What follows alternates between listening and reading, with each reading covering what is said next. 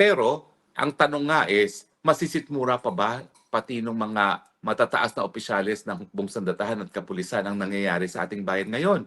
Ang nakakagalit siyempre, silang mga sundalo, binubuwis ang buhay nila para sa inang bayan. Pero nung ginagawa ng mga politiko, nagpapasasa sa kanilang pwesto.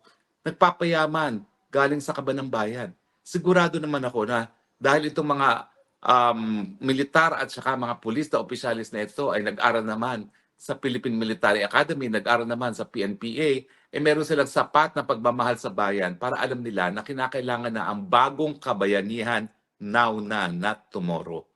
Kung nagbubulag-bulagan ng Browner at saka Antidoro sa realidad ng lipunan sa Pilipinas, sa matindi ng kahirapan, alam ko naman na meron pa rin ibang mga opisyalis na nararamdaman at nakikita yan. At alam nila na meron talaga silang obligasyon na maging protektor ng sambayan ng Pilipino.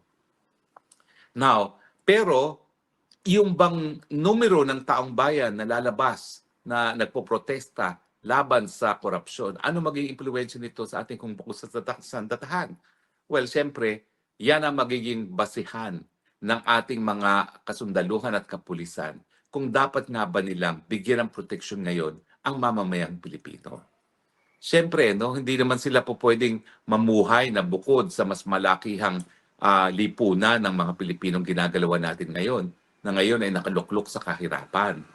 Siyempre, pag nakita nila na ang mga taong bayan ngayon, hindi lang sa internet, kung hindi sinusugal na ang kanilang mga buhay para manindigan laban sa korupsyon, sila mismo bilang mga tao na talagang inalay na ang buhay sa inang bayan, dapat din manindigan laban sa korupsyon.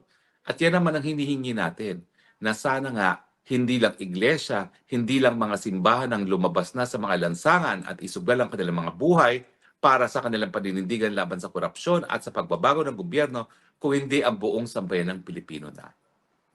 Kayang-kaya po natin na mas malaki pang pagtitipon kaysa sa iglesia kung lahat ng galit ay lalabas na sa lansangan.